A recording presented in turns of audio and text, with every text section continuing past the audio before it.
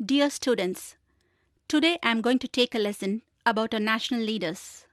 The freedom which we enjoy today is the efforts taken by our freedom fighters to free our country from the British rule. Our leaders underwent immense tortures which cannot be explained in words. Their satyagrahas, sacrifices, and tortures has yielded this freedom. Let's learn about their history right from their childhood till the last moment of their life.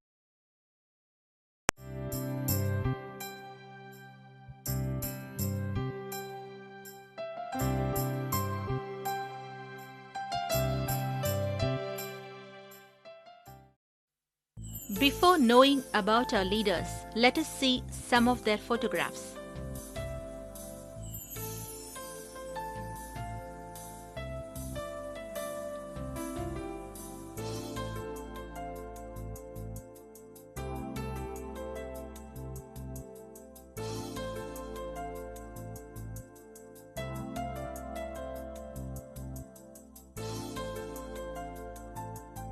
Attracted by our father of nation, Gandhiji's policy, young men from Tamilnadu were ready to sacrifice their body and soul for the cause of freedom.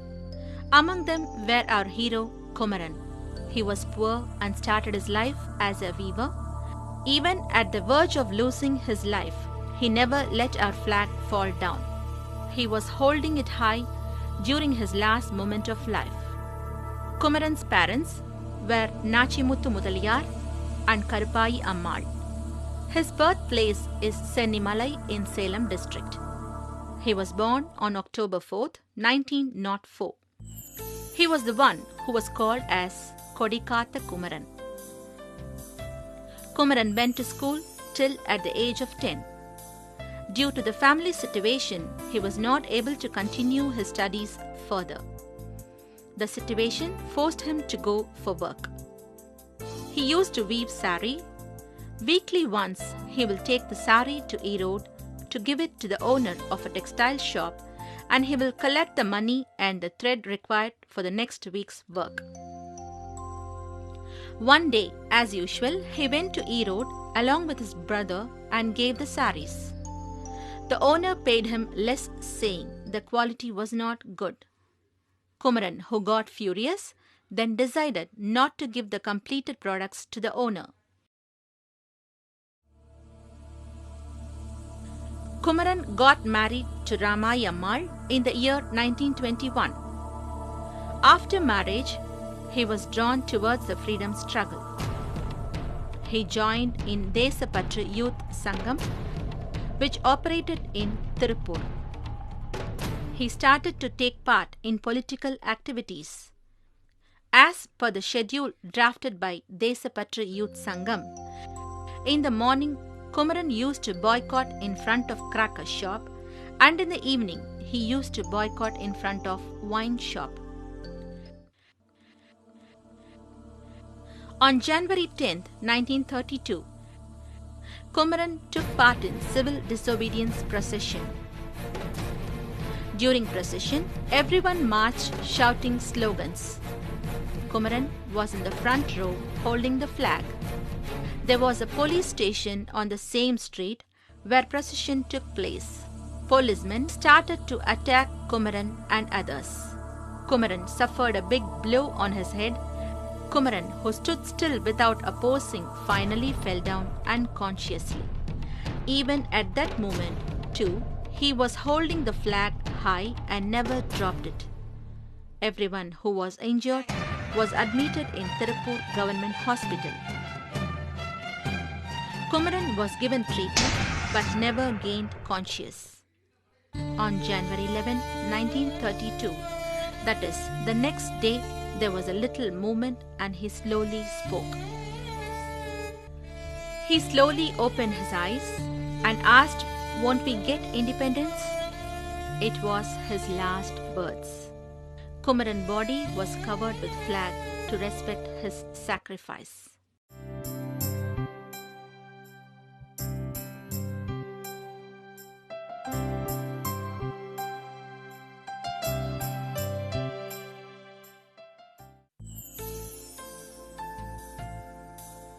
Ma'am, will you please tell us about Bharati? Let me show you some of the important pictures of these leaders.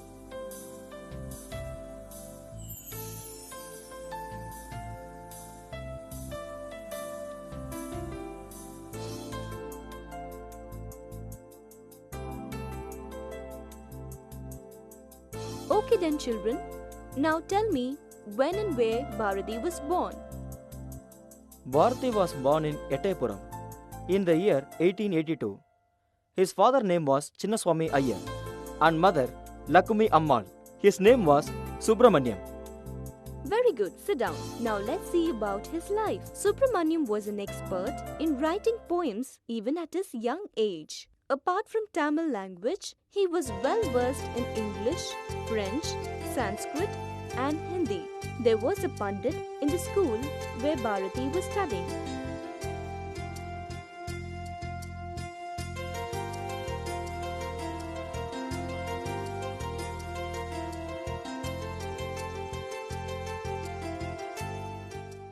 One day, Pandit called him. I heard that you are writing poems. Come on, write a poem comparing eagle and banana.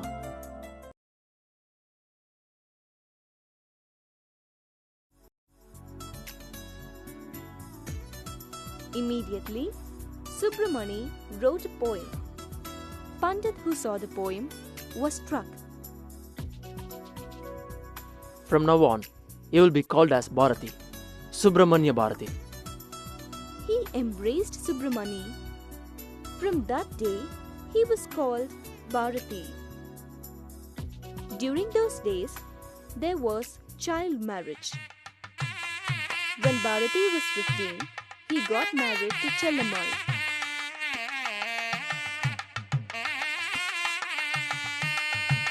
He wrote many poems which induced patriotism in everyone's blood who heard or learned his poems. He wrote many essays in a daily called Sudesamitram. After few years, he went to Pondicherry and started a newspaper called India. He took part in the freedom fight.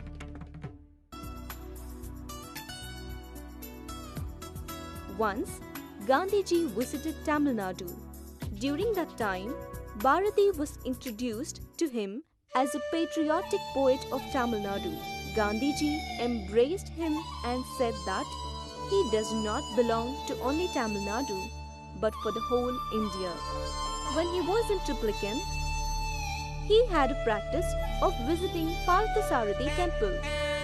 There, every day, he will feed the elephant with coconut. One day, as usual, when he was feeding the elephant attacked and throwed him. After this incident, his health went down and led him to coma. On September 11th, 1921, he passed away very peacefully. Even though he is not physically with us, he lives in our hearts through his poems. Rahul, come on, can you sing one of his songs? அச்சமில்லை அச்சமில்லை அச்சமென்பதில்லையே உச்சி மீது வானிடிந்து வீழுகின்ற போதிலும் அச்சமில்லை அச்சமில்லை அச்சமென்பதில்லையே. Oh, that's the reason you're not scared of anyone, I suppose.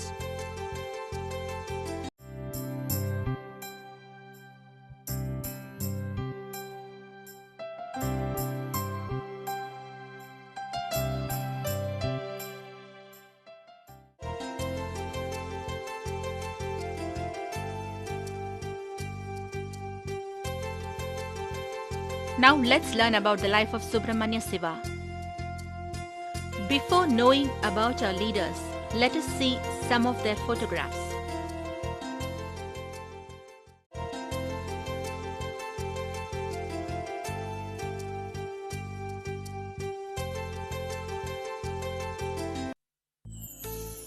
Any one of you know about him? We have heard about him, but not in detail. Okay, listen. Subramaniya Siva popularly called as Subramania Siva, was born on 4/10/1884. His birthplace is Vattalagundu near Madurai. He was the son of Rajamayar and Nagalakshmi Ammal. After completing his studies, he joined as clerk in police department because of the family burden, but he did not like the job. So the very next day, he resigned his job. This was his first and the last job. He got married to Meenakshi Ammal in 1899. In 1906, an orator named Davur Khan Chandravarma, who belonged to Arya Samaj, delivered a speech in Trivandrum. Subramania Siva heard the speech. As he was listening, his freedom thought, which was in a corner of his mind, started to aggravate. Travancore province, which opposed this, ordered Shiva to leave the province immediately. He started to travel to different places and canvassed against the British rule. Siva was an excellent orator. Younger generation who heard Siva's speech took part in freedom struggle and dedicated themselves. During this time, Siva earned the friendship of V.O.C. At the same time, Mahakavi Bharati visited Nellai. Bharati too became a friend of Siva. The friendship of these three has an important place in the history of freedom struggle. They were even addressed as Tamilnadu Trinity. Both Siva and V.O.C. worked together. Because of their activities, the Nellai district had become a base for freedom struggle. British officers, who were afraid of their growing popularity, charged them with various crimes and gave imprisonment. Later, they appealed again and their punishment were reduced. For Siva, they reduced the imprisonment period to 6 years from 10 years. Siva was released on 2/11/1912. After the release, he settled in Chennai. He started to publish his own weekly magazine called Prabanjamitran and monthly magazine called Jnanabanu. He traveled to many places and induced the patriotic feeling among people. He never organized public meetings. Instead, he made speeches where there was a crowd. Again in 1919, he started another magazine called India Desandri. During his lifetime, he took part in almost all the conference and struggle movement. Wherever Siva went, he delivered his speech. He was a very courageous man. Siva's speech created mutiny among the people. Britishers who learned this tried to subdue him, and in 1921 he was given 2 years rigorous imprisonment.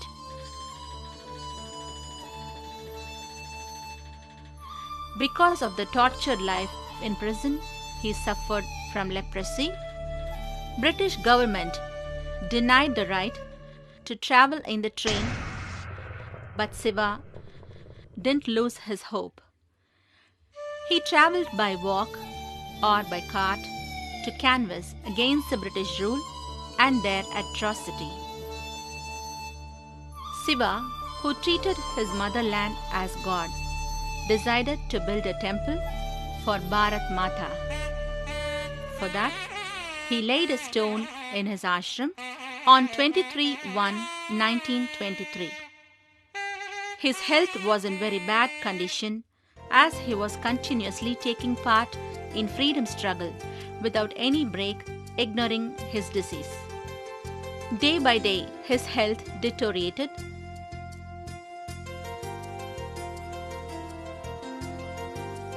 He reached his ashram in Paparapati on 22/7/1925 with the help of his disciple Sundara Bharati.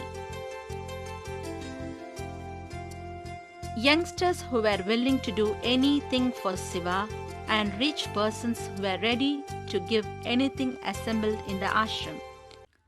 The very next day, that is, on 23/7/1925, Thursday, early morning 5 o'clock, he closed his eyes at the age of 41. Siva, who lived for 40 years, achieved so much. Siva, who fought against the British rule, left the earthly life with many dreams.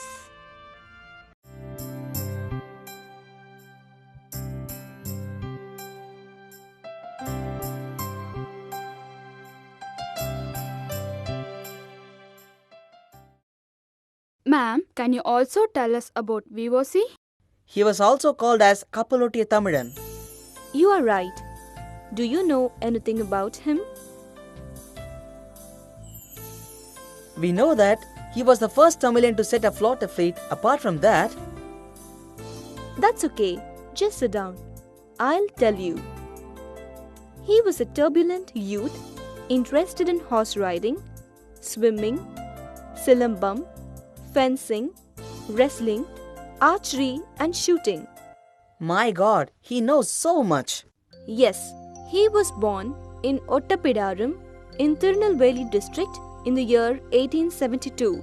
His father, grandfather, paternal uncle were all lawyers. Chidambaram went to a school in Ottapidaram. In those days, the boys used to sit before teacher's house and learn to write in the sand spread on the ground. As a youngster, Chidambaram was a turbulent person. This annoyed his father and he used to beat him often. On one occasion, unable to bear the beatings, he ran away from his house to Madurai. He shaved his head and wandered about for 10 days. By the time his father came to know of his presence and brought him back home.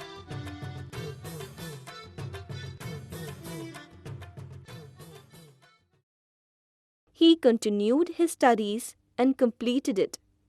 He became a lawyer too. He went to Tuticorin to practice law. There, he slowly entered politics and took part in freedom fight. In Tuticorin port, only British concern was operating the daily service and the Indians were denied the rights to use ships for transportation. Chidambaram, with his friends, decided to buy an own ship, so he went to North India. After few months, he returned to Tuticorin with 2 ships. From the ship, he came out with his head high. The people gathered and cheered in joy. British government was afraid of him because he slowly was becoming an extremist leader. One day, an officer called him and said, If you retreat from the shipping company, we'll pay you 2 lakhs. Chidambaram denied for this, so they tried in many ways and finally arrested Chidambaram and awarded life imprisonment. In prison, he was made to work hard and was punished severely. A person who dedicated his life for the freedom passed away in November 1936. He was also called as Chekkarutha Chemmal. Yes. Let me show you some of the important pictures of these leaders.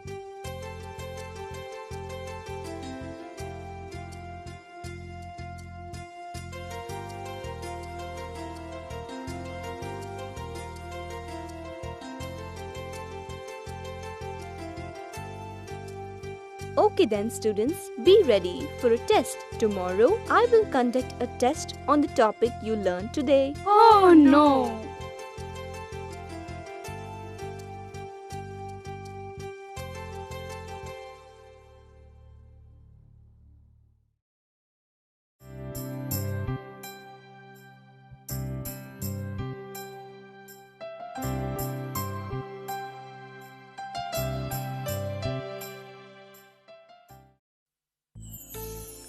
Who is called the first freedom fighter? Do anyone of you know? Veerapandiya Kattabomman? Right answer. Be confident. Before knowing about Veerapandiya Kattabomman, let us see some photographs.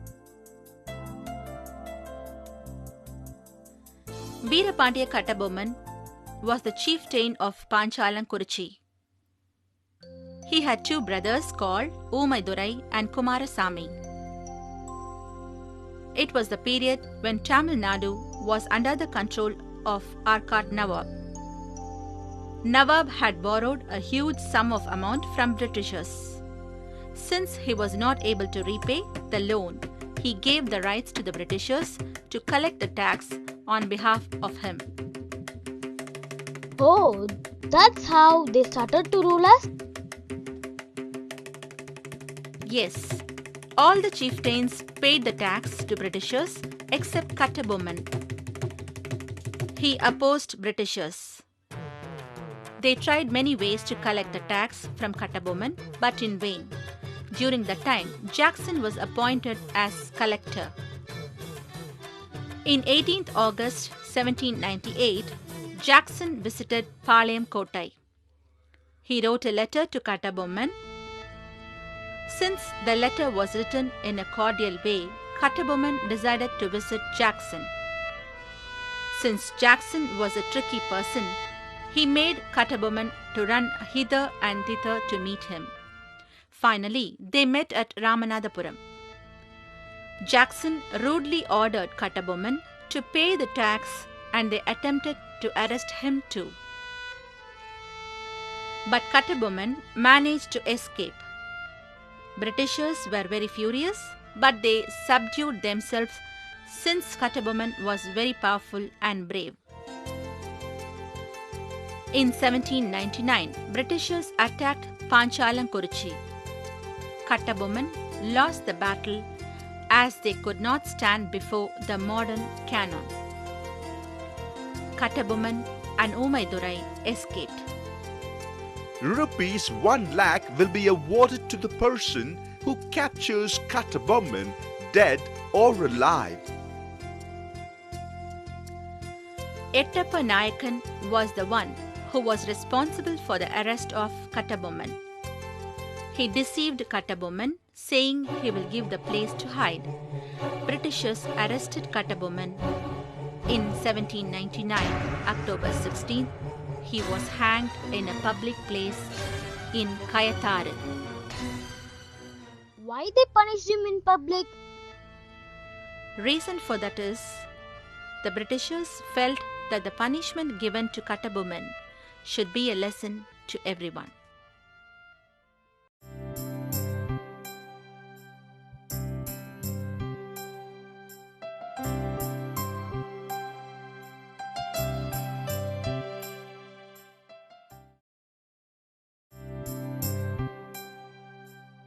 We got our independence by way of, can anybody tell me? Non-violence? Yes. Though all our leaders fought in a non-violence way, there were few extremists too, who took part in struggle. One among them was Vanchinathan. Since Vanchinathan's lifespan was short, we have only one of his portrait.